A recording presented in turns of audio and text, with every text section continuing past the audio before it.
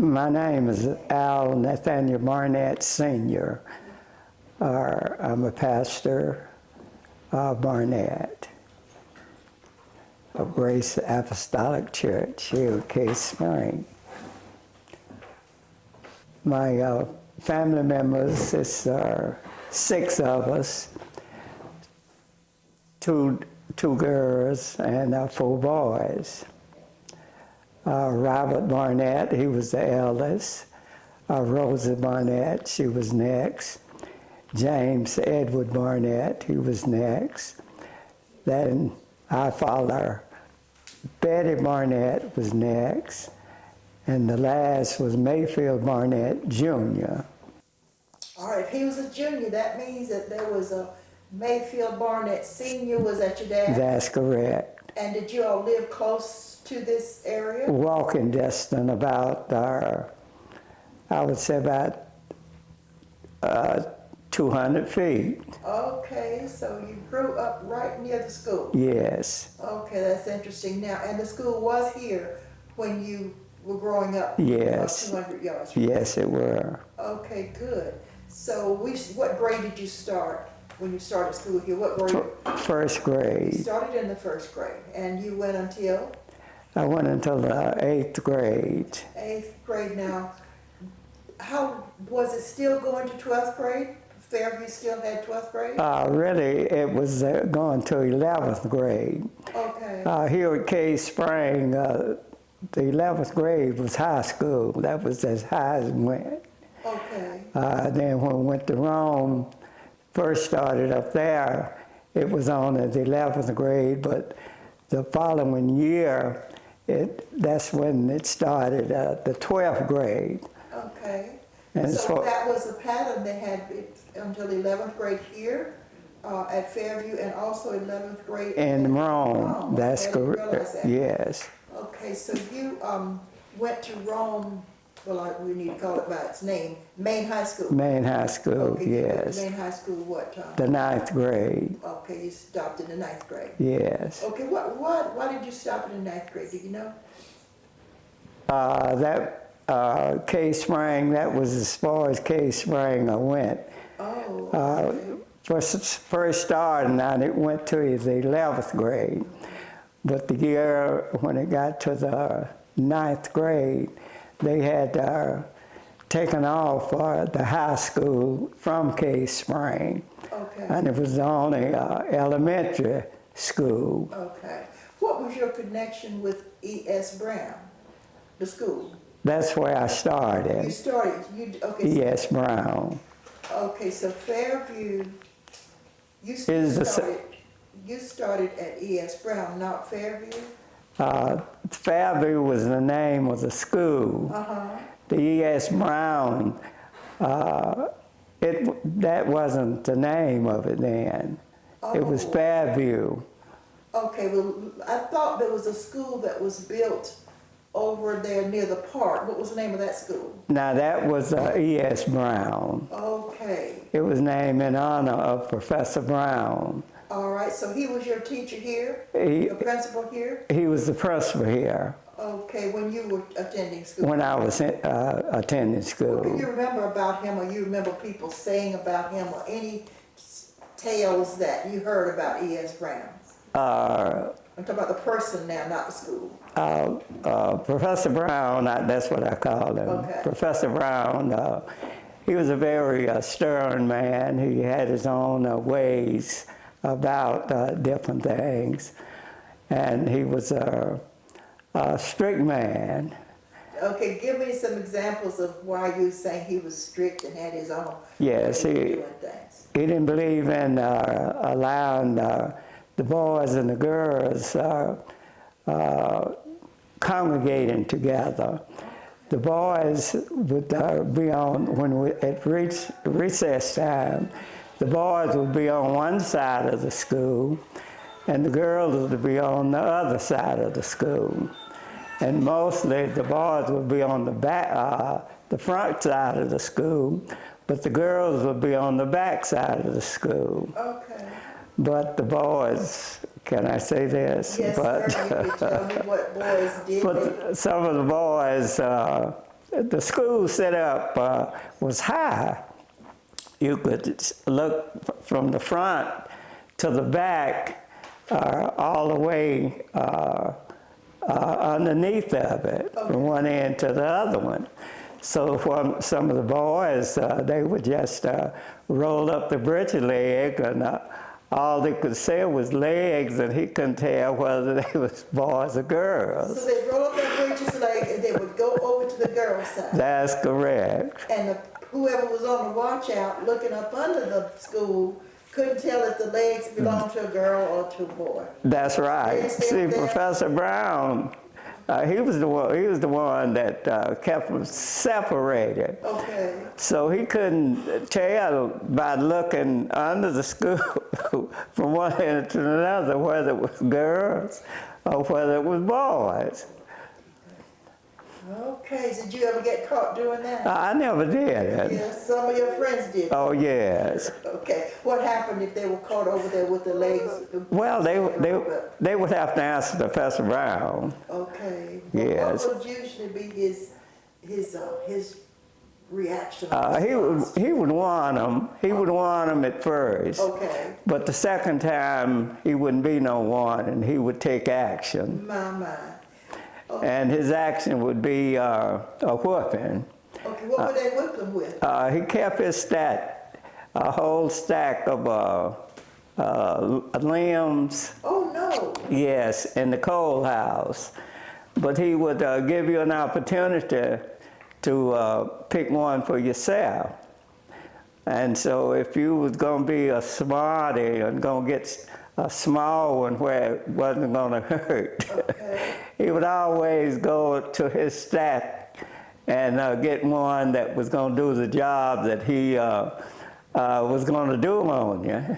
Okay. All right, so Professor E.S. Brown was pretty strict. So that was you in what grade when he was a principal here? I was from the first through the 8th grade. Oh, he stayed here that long? Oh, yes. Oh, okay. I didn't know he was here that long. Yes. So he was here for 7-8 years? Yes. Okay, great. Now let's talk about lunch. Let me back up. Okay. He was here for, let me see, from the first to about the 5th grade. Okay. But from that point, Mr. Body, he became principal here. Okay. O.C. Body. Okay. So was Brown the first principal? Yes. And then Body came next. That's right. And I guess you were gone by the time the next principal came. Oh, yes, I was gone. Okay. Do you know who they were? Any of the others? Mr. Perdue, well, O.C. Body. Okay, O.C. Body. And then Professor Perdue. I wasn't here. Professor Perdue was here. I was in Rome. Okay. What was a typical exciting day like for you here at Fairview? Being with other children. That was the exciting day. Because at recess, after we had class, when we had recess, we would congregate and just talk and have lots of fun. Just with the boys? Yes, just with the boys. Okay, so you couldn't do too much with the girls. Is that why you went to, I want to say Idle Hour, that's not what the name of that club was. What was the name of the club? On the hill, you said? Hilltop. Hilltop, okay. So was that why you went to the Hilltop to talk to the girls? No. Okay, what was your purpose for going? No, I was grown then when I started going to the Hilltop. I wasn't at school at that particular time. Oh, that's great. So what did you do then during school for entertainment or social time? What did you do? At school, we would be getting our classes. Mm-hmm. And then we'd have lunch, and we would kind of mingle together, and then back to class. Now, in the classes, did you have boys and girls sitting next to each other? Oh, yes, yes. We was all together, Next to yeah, in each other. class. Okay. But when it came to recess, we would be That's when the separate. separation took place. Okay, so what was a typical day like in class for you? It was kind of boring because I didn't like school. Oh, okay, so, but you did okay, you passed your grades and everything? Yes. Okay. Now, you and your sisters, you had 2 sisters and 4 boys? Three brothers. 3 brothers? Yeah. And two girls? Yes. Okay, so tell me what a typical day was after y'all got out of school and you went home. Well, it was time to make sure that we had wood and stuff for the stove and if it was the winter time, for the winter. And mostly all we had to do was just get it because we would make preparation during the summer. Okay. Just about the fall of the year, we would get our winter wood.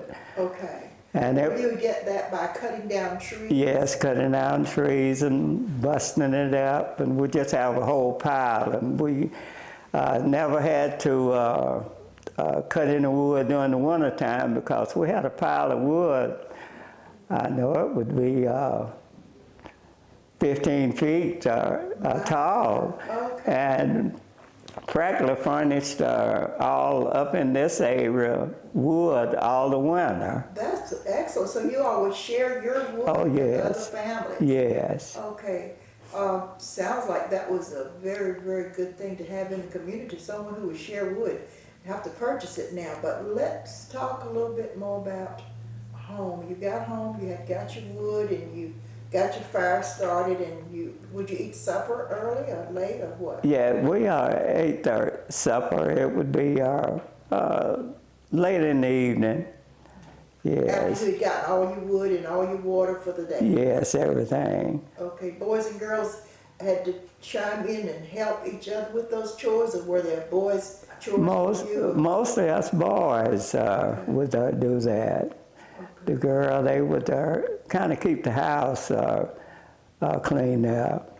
Okay, so they worked in the house with the cooking and the cleaning, and you all took care of the outside? Yes. Okay, well, let's talk about you and church. You graduated, or you left school because you had to do work. So what did you do as far as your avocation, as far as your life work?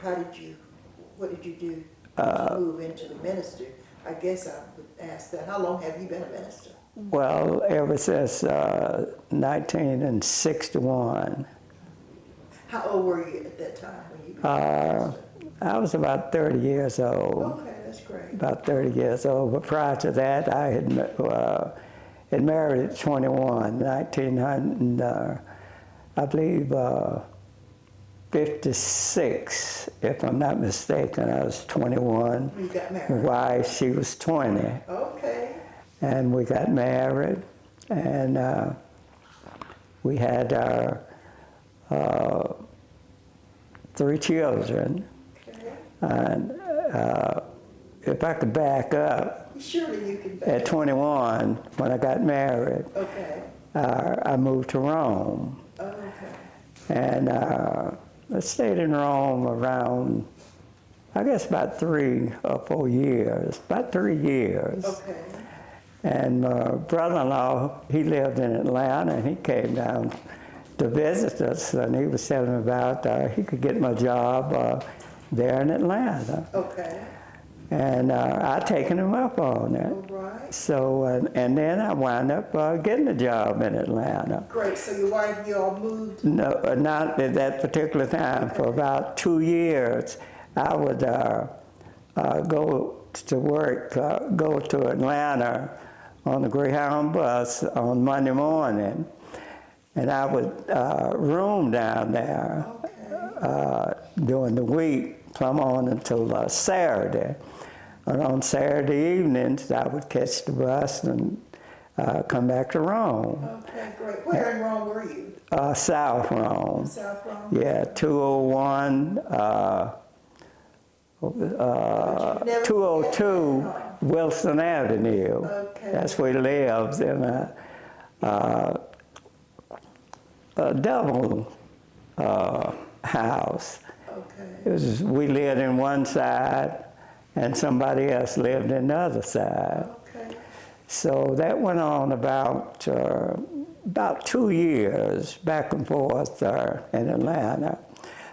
So after a while, the man that I was working for, he made me a proposition about moving there. So I taken him up on it because it was something that was beneficial, very beneficial to me and my family. Right. So we moved to Atlanta.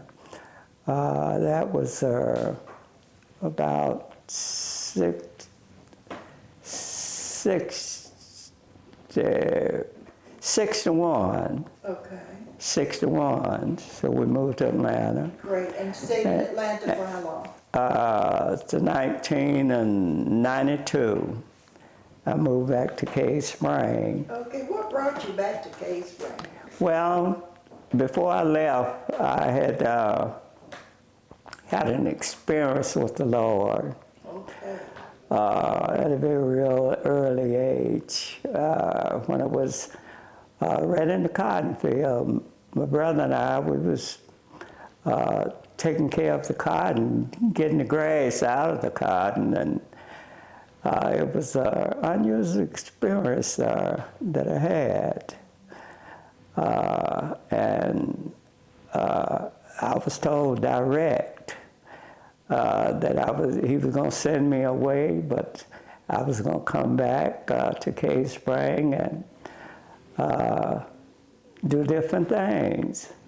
But I tried to wipe it out, and I couldn't wipe it out. And during all of those years that I was there in Atlanta, the same thing was led me to know.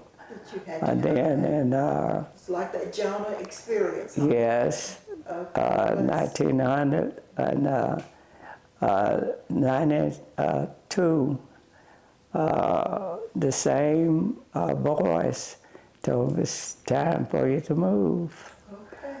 Well, I think Cave Spring has benefited from Yes. having you back here, and it's just been a blessing for you to be back here. Is there anything that you want to share with us that you have not shared? I think you've got a church experience that you might want to share with us. Yeah. I'm not sure about. Well, prior to my leaving Cave Spring as a youngster, I was attending the Baptist Church, New Hope Baptist Church, and I had an experience. Really, Miss Aretha Chubbs, she was the Sunday school teacher. She was the Sunday school secretary. She was the coordinator of just about all of the programs that are taking place at the church. And she instilled in me some things that was very uplifting to me. And I tried to shake it off, but that experience that I had there in that cotton field, it really went back to what have already been foretold unto me. But while I was there, anyway, at New Hope, my cousin, Flossie Burridge, he was one of the deacons there at the church, and he was the one that mostly prepared the fire on Sundays. But at the same time, he had to go to work. He was a cook. And he would pass by the house, right by the house, going and coming. So for some reason or another, I was fascinated with the bell. And, is that a church in this, in this area? Where was that? Yeah, it's the bell there at New Hope. Oh, is it New Hope? Yeah. Okay. So I would, I don't know what happened, but I was just fascinated by hearing that bell ring. So what I would do, I would see him when he was coming from home, going back, coming from his work, going to his house to get ready to go to church, open up Sunday school. So what I just taken upon myself, I would always go up there. When I seen him, I would go up there and make the fire in the stove, the heater. It was one of those tall ones. And so he would allow me, after Sunday school, to, they call it tone the bell, to ring the bell. So I would get an opportunity to ring the bell, letting the people in the community to know that it was time for church. But anyway, I was real small, and I would pull on that rope, and that bell would go around and pick me up, and that was the joy that I got. So he would let me do that each Sunday. I would by making the fire, and when the time after Sunday school, to let the people in the community know that was church time. So that went on for until I was had left. The church. It was lots of fun to me. When I would pull on the bell, that thing would go around, and it would just pick me up. I got it was just so much joy to it. So that went on for a long time. How old were you when you started? I was about 10. 10, and you kept on doing it until until I was around 18. Oh my, you had a good ride for a while. Yes. You attended New Hope Baptist Church for a while. But you said there was another church up here, another Methodist church? Yeah, the Methodist church was right across the street from your dad's house? Not just straight across, kind of catty-corner. Okay. Right. Yes, in fact, I could throw over there. Oh, that's interesting. Now, that was a Methodist church? That's the Methodist church. But you all were members of the Baptist church? Yes. Okay. But I used to go to the Methodist church, too. Right, because you know you're in those... It's the Baptist church. They just had that, I think it's a second and the fourth, and then the Methodists, they had it first and the third. First and the third, so I would attend both of them. Great. Okay, now, Joyce wanted you to mention some other things that you experienced or that was in this neighborhood and this area. When Professor Brown was the professor here. Yeah, Professor Brown, real quickly, and then you and your dad was still on the porch. Remember y'all was on the porch? Yes. Well, Professor Brown, he would be coming to the school. Yeah, you could see it was a dirt road out there, and he had taps, not just to make noise, but to kind of keep them protected his shoes. Yes, and you could hear him coming, Okay, what would he become? Oh, He was becoming to school. School. Where was he? Where did he live? Across what we call cross town. Oh. That was on the other side of the light down there. That was cross town. Okay. See. Was he in a home by himself? Or No, he was living with a lady. Okay. And then when school was out, he would go back, to his hometown. All right, do you know where his hometown was? I think it was up near Winder, somewhere in that area. Okay, good. Yes. What else? Do you remember anything about any of the other professors, or you call them professors? Professor Brown, I remember more about him than I did. Others. Yes. Okay. Now, Body didn't stay here long, did No, he didn't stay here long. But he was principal while you were here. Yes, he was principal while I was here. Okay, well, we're going to close this out. But could I get Alderman Al, tell me about the church, the school, the Fairview, the school, remember the building you told me is on that hill, the GSD hill? It was up near where the church, the Methodist church used to be. Right. And Again, what was up there? the Methodist church, Yes, before it was Methodist cross church. town. Okay. It was just kind of, like I said, I could throw from our yard, I could throw over there to the church. Okay.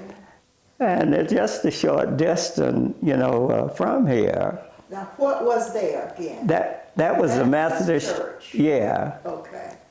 Cosmopolitan Methodist Church. Okay. And then when I was away, they had moved to the place where they are now. Okay.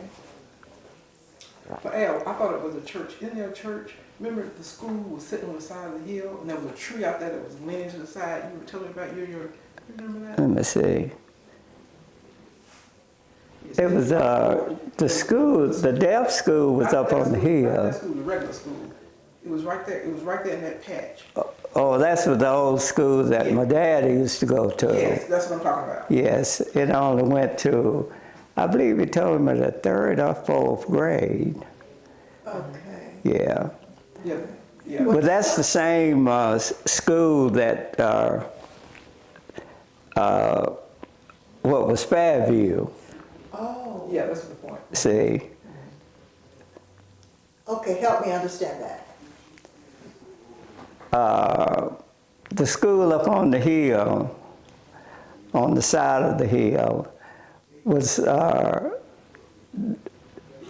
first school for the black children Okay.